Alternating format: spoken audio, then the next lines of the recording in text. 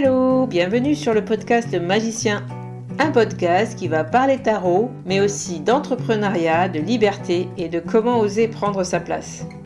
Je m'appelle Fabienne Larnicole, je suis formatrice et coach.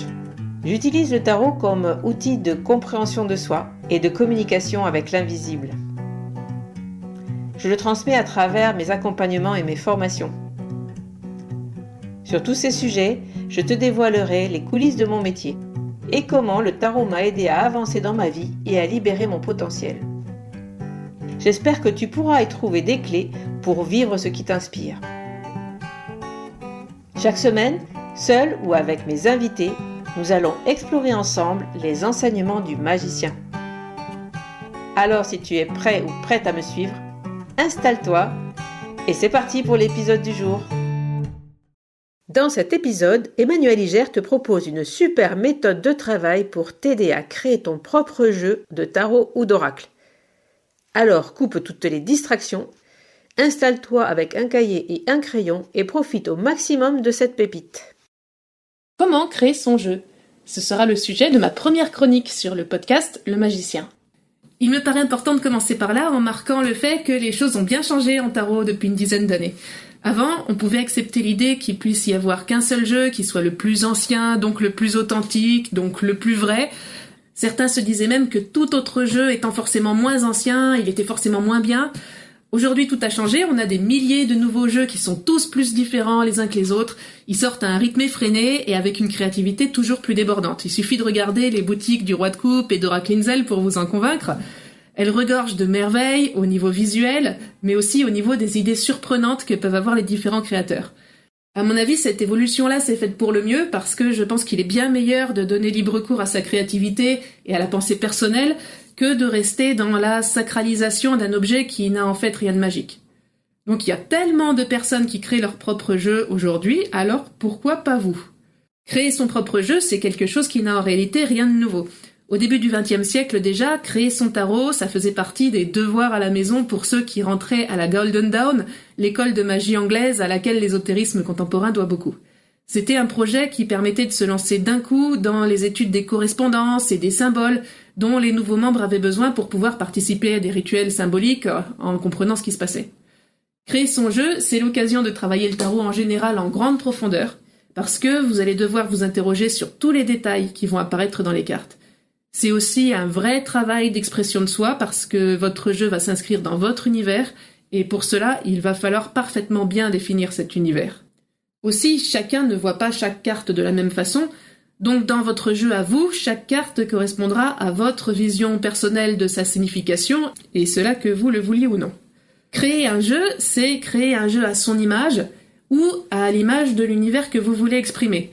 Alors pour ça, il y a 2-3 petites choses à savoir. Moi, je vais me baser ici sur mon expérience de la réalisation de jeux et de la publication pour évoquer quelques points qui me paraissent importants.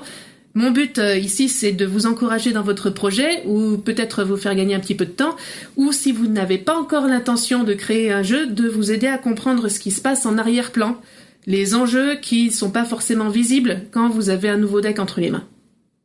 J'ai travaillé avec une peintre, Alice Laverty, pour publier le tarot de Marseille Waite chez Trajectoire en 2018.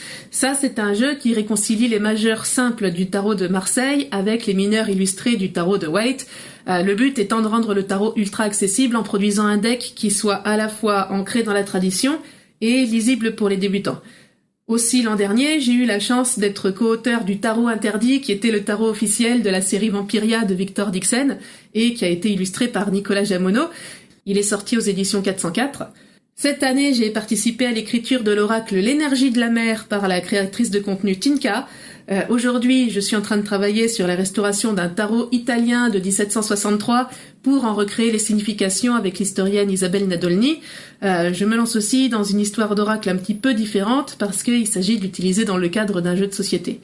Donc tous ces projets-là sont divers comme je les aime bien, mais surtout ils sont bien représentatifs des problématiques qu'on peut rencontrer dans le processus de création d'un jeu. Donc je vais profiter de cet épisode pour vous dévoiler ce qui se passe en général en arrière-plan, afin de soutenir votre inspiration et surtout de vous encourager dans vos créations personnelles.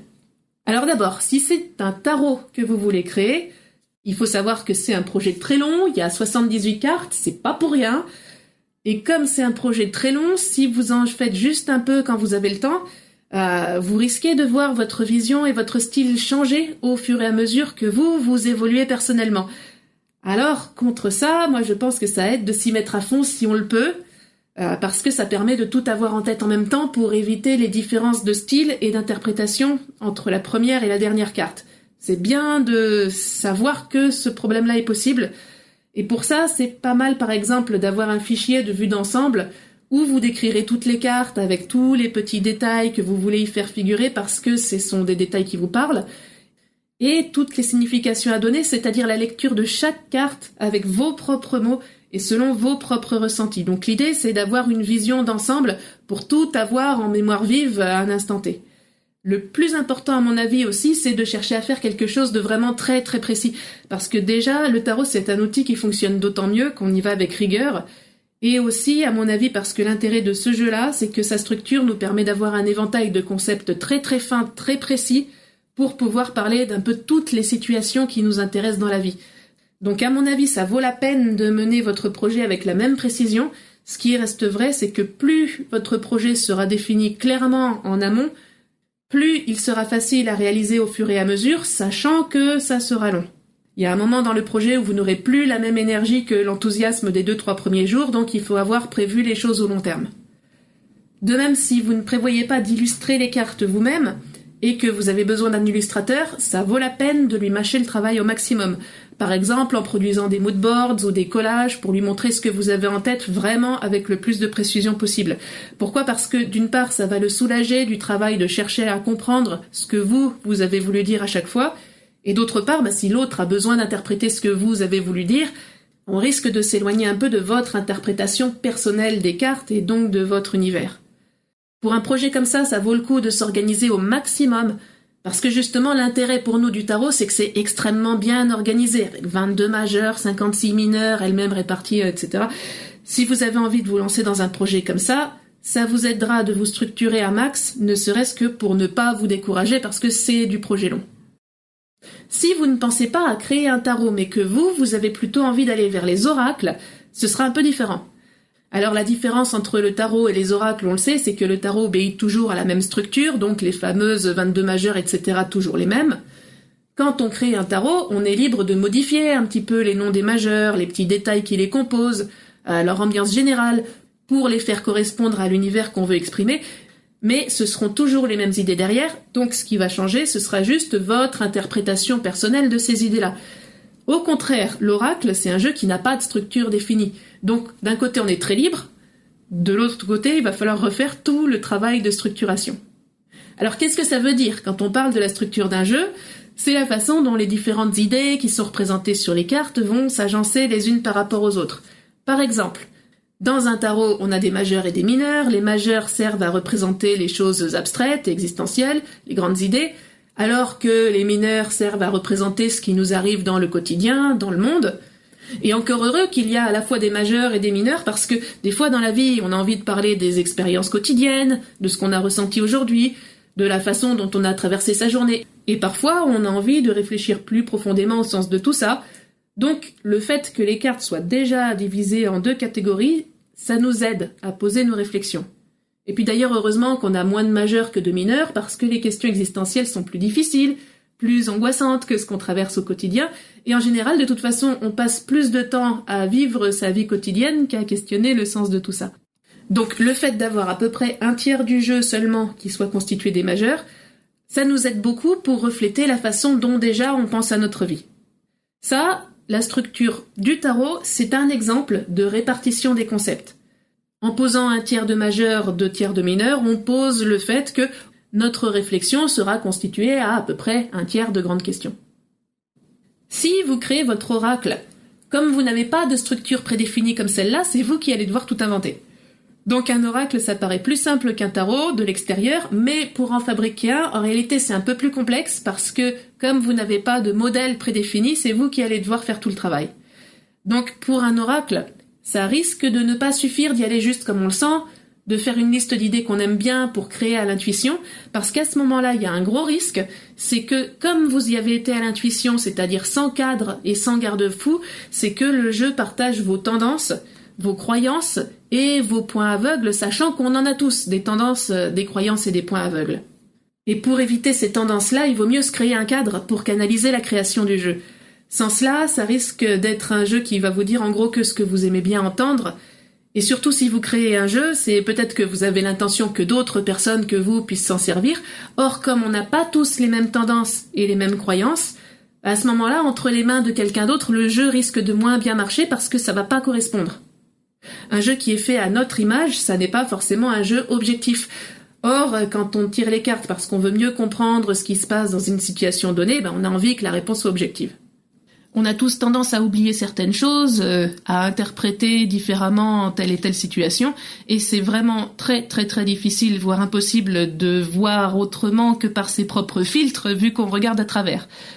Pour caricaturer, on peut imaginer un oracle qui serait fait par quelqu'un qui est un peu triste et paranoïaque parce qu'il a été trompé, et on pourrait imaginer que cet oracle-là, comme il serait à l'image du ressenti subjectif de la personne à ce moment-là de son histoire, on pourrait imaginer que cet oracle-là ne contienne que des concepts qui tournent autour de ce qui l'obsède en ce moment. Par exemple, le mensonge, les cachotteries, l'évitement, la trahison, et ce serait tout un type de carte comme ça.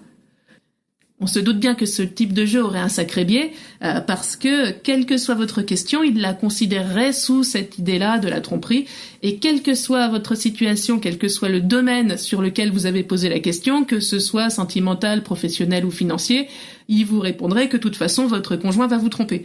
Donc, nous, on ne veut pas utiliser ce type de jeu pour les questions qu'on a dans sa vie parce qu'il ne serait pas assez objectif.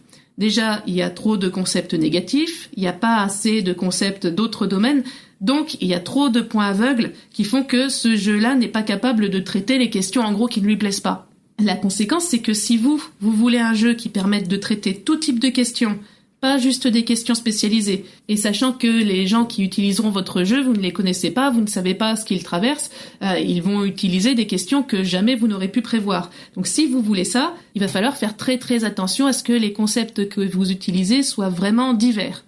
C'est-à-dire qu'ils doivent être bien différents, ils doivent pas être non plus redondants, c'est-à-dire qu'il faut pas qu'on ait deux cartes qui disent à peu près la même chose, parce que si vous faites ça, vous multipliez par 2 le nombre de chances que cette idée-là a de sortir dans le jeu. Par conséquent, vous êtes en train de lui donner un biais parce que cette idée-là pèse plus lourd que les autres. Donc il faut faire attention à ce que les idées que vous allez utiliser pour vos différentes cartes soient très précises et suffisamment éloignées les unes des autres pour ne pas se chevaucher, et suffisamment différentes pour parler d'un peu de tout. Comme ça permet d'éviter des tendances comme un jeu qui donnerait des réponses en général similaires alors que les questions et les situations sont différentes. Ça permet d'éviter des biais, comme par exemple un jeu qui imposerait certains jugements à certaines situations. Et ça permet aussi d'éviter les points aveugles, comme un jeu qui ne répondrait pas du tout à certaines questions ou qui répondrait à côté, juste parce que on n'a pas pensé à mettre en place tous les concepts et que ce qui est présent dans les cartes aujourd'hui ne permette pas de parler de cette question-là particulière. Donc, simplement se fier à l'intuition et à ce que vous ressentez de votre univers pour créer votre jeu, c'est très important, c'est nécessaire, mais ça ne suffit pas, à cause de ce risque qu'on ait un jeu qui soit vraiment à notre image, c'est-à-dire avec les mêmes préjugés que nous. Il y a pas longtemps, j'ai été approchée par la maison d'édition Les Livres du Dragon d'Or qui m'a demandé de les aider à créer un oracle pour Tinka, qui est une créatrice de contenu sur Instagram, et c'était un vrai challenge parce que l'idée c'était de créer un oracle de développement personnel, donc pas du tout de divination mais vraiment de travail sur les émotions pour aider à mettre des mots sur ce qu'on ressent, pour aider à faire passer des messages qui étaient importants pour Tinka. Il fallait créer un jeu qui corresponde parfaitement à son univers, à elle et à sa personnalité. Et en même temps, l'univers était donné. Il fallait que ce soit la mère parce que c'était très très important pour elle dans sa vie personnelle et dans sa vie spirituelle. Alors pour faire ça, on a commencé à faire d'abord la liste de toutes les métaphores maritimes qui nous paraissaient intéressantes en termes de développement personnel. Par exemple, des fois dans la vie, on a l'impression d'être à marée basse, c'est-à-dire que les énergies sont un peu lourdes, il se passe pas grand-chose. D'autres fois dans la vie, on a l'impression d'être sous l'eau parce qu'il se passe trop de choses. Lister toutes ces métaphores-là nous a permis d'obtenir une très très longue liste d'idées qui pourraient fonctionner avec la représentation de ce qui se passe dans l'expérience de nos lecteurs. On s'est retrouvé alors avec une liste qui était très longue, je l'ai dit, et aussi très touffue.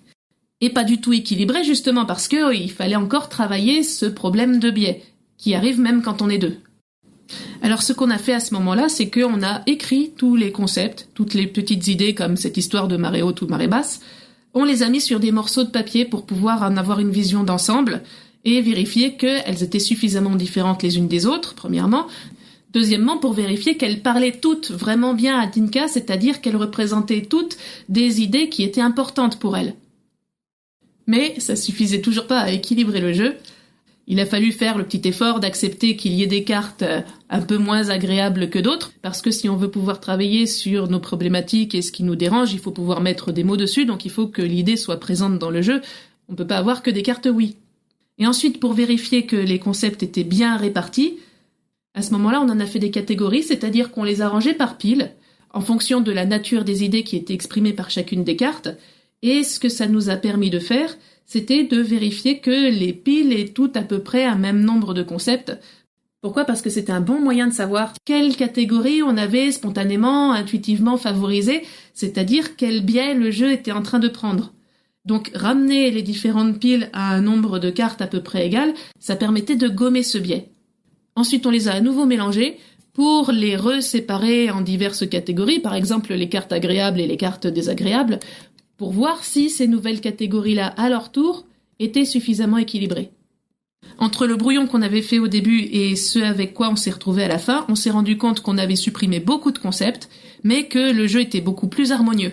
Et donc il y avait beaucoup plus de chances qu'il se comporte bien dans les tests, et surtout, il y avait beaucoup plus de chances que ça parle à des gens qui n'étaient pas nous. Ce qui était quand même le but du projet. Au final, c'est un jeu qui est toujours volontairement bienveillant, mais qui va répondre clairement et avec précision à toutes les interrogations émotionnelles qu'on pourra lui apporter sans parti pris. Quand on a commencé à le tester en live avec des personnes qu'on ne connaissait pas, on a eu la surprise d'avoir des questions auxquelles on s'attendait absolument pas. C'était des questions qui correspondaient à la personnalité des gens qui les posaient et pas du tout à la nôtre. Et du coup, comme le jeu avait volontairement été harmonisé et équilibré exprès pour enlever nos biais à nous, ça a pu répondre à leurs questions à eux. Tout ça, c'est une possibilité, donc vous êtes libre de créer votre jeu et de le structurer comme vous l'entendez. C'est juste pour attirer votre attention sur un travail de structure qui se voit pas forcément quand on a un nouvel oracle en main. D'ailleurs, ce travail de structuration, vous pourrez avoir à le faire aussi si vous avez envie de créer un tarot, mais que vous voulez modifier un peu sa structure. À ce moment-là, il va s'agir de recalculer vos concepts pour être sûr que le jeu reste équilibré malgré la modification. Dans le tarot interdit que j'ai coécrit avec Victor Dixon, la contrainte était de rendre le jeu plus inclusif que les tarots traditionnels. Alors d'habitude, on a valet, cavalier, reine, roi. Ça fait 3 garçons pour une fille. Alors on a voulu introduire la parité, c'est-à-dire avoir un personnage masculin et un féminin pour le valet, un masculin et un féminin pour le cavalier, et garder la reine et le roi qui sont déjà féminins et masculins. Donc à la place de 4 cartes de cours par élément, on en avait 6, et donc à la place de 16 cartes de cours en tout, on en avait 24. La problématique, c'était de leur donner à chacun une signification qui soit pas redondante avec les arcanes mineures qu'on avait déjà, qui soit pas redondante avec les majeures, qui ne s'empiètent pas les unes sur les autres pour pas avoir de redondance, et aussi qui permettent de contenir des idées qui allaient être importantes dans les questions que les lecteurs allaient poser. Eh bien, il a fallu faire un fichier Excel pour avoir toutes les significations sous les yeux d'un coup. On a aussi beaucoup utilisé les dictionnaires pour trouver des concepts qui soient voisins, mais qui diffèrent par leur tonalité plutôt féminine ou plutôt masculine, tout en s'assurant que tout rentre dans le cadre des cartes de cours avec suffisamment de diversité pour que le jeu fonctionne quand même dans les tirages malgré cette modification.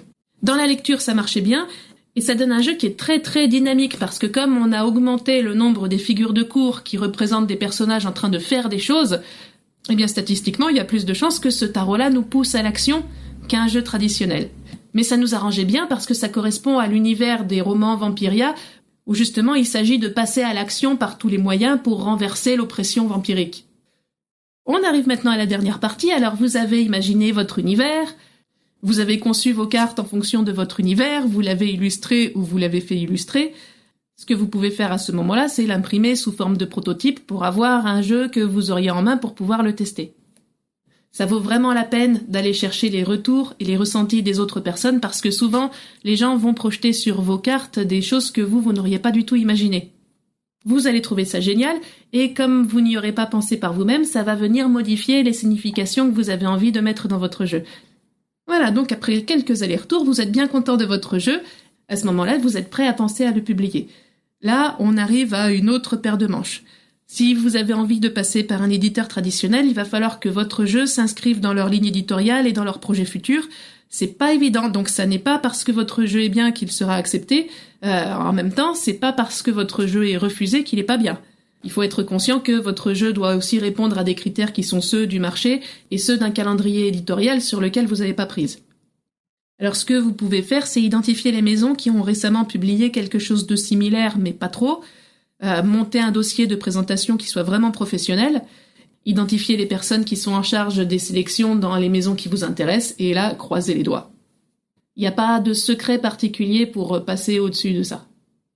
L'autre possibilité, c'est de faire comme beaucoup d'artistes aujourd'hui, c'est-à-dire de prendre la voie de l'indépendance en auto-publiant votre jeu. Qu'est-ce que ça veut dire auto-publier ? Ça veut dire que c'est vous qui vous occupez de faire imprimer votre jeu, c'est vous qui vous occupez de communiquer dessus, et c'est vous qui vous occupez de le vendre. Donc c'est beaucoup plus de travail, et il y a aussi la question de l'investissement, parce qu'il faut se permettre de pouvoir commander un grand nombre de son propre jeu en attendant de le vendre. Pour ça, une campagne Kickstarter peut vous aider, mais toujours est-il que c'est du travail aussi, parce que c'est un travail de communication qui doit être de niveau professionnel, et le travail professionnel, c'est un investissement, que ce soit en argent ou en temps et en énergie. Après, ça vaut le coup de passer par ce type de plateforme, parce que dans l'auto-édition, il faut savoir que les prix sont dégressifs, c'est-à-dire si vous achetez très peu d'exemplaires de votre jeu, il va vous coûter très très cher. Si vous achetez un beaucoup plus grand nombre, chaque exemplaire vous coûtera un peu moins cher, mais ça veut dire qu'il faut sortir plus d'argent d'un coup. À vous de faire vraiment très très très attention aux chiffres et à ce qu'ils impliquent. Si un jeu vous coûte 10 € auprès de votre fournisseur par exemple, et que vous le vendez 20 €, ça ne veut pas dire que vous avez gagné 10 €, parce que il faut encore déduire de ça tous les frais qu'il peut y avoir, donc les charges, le coût d'envoi, les frais de douane éventuellement pour les faire importer, les charges sociales et les impôts que vous allez payer sur votre marge. Ça devient un vrai travail commercial qui est peut-être pas ce que vous aviez en tête quand vous avez commencé à vous lancer dans votre univers pour créer votre jeu avec votre touche personnelle. Mais il vaut mieux en être conscient parce que ça fait partie du projet et que votre jeu et votre univers méritent que ce projet aille jusqu'au bout, avec toutes les conséquences et tout le travail qu'il faut après pour le diffuser. Bref, tout ça, vous l'aurez compris, c'est beaucoup de travail. C'est surtout un travail passion, mais qui demande de se mesurer à un gros projet de manière organisée et professionnelle, même si vous ne comptez pas dessus pour obtenir une rémunération. C'est extrêmement formateur. C'est un vrai défi, mais quand vous vous êtes lancé le défi d'apprendre à tirer les cartes, vous saviez déjà que ce défi allait vous mener à vous dépasser et à vous surprendre. Donc si vous avez ce genre de projet, je vous encourage à fond. Je vous encourage aussi à montrer, à poster vos prototypes, vos idées et vos envies sur les réseaux. N'hésitez pas à taguer notre podcast pour qu'on puisse voir un petit peu ce sur quoi vous êtes en train de travailler en ce moment. Et moi, je vous dis à bientôt pour une prochaine chronique tarologique. Voilà la fin de cet épisode. Merci de l'avoir écouté. N'oublie pas de t'abonner pour ne pas manquer les prochains. Soutiens le magicien en laissant un avis ou un commentaire sur ta plateforme préférée, Spotify ou Apple Podcast. De mon côté, il me reste à te souhaiter une excellente suite de l'aventure. Où que tu sois, on se retrouve très vite pour un prochain épisode. Bye bye!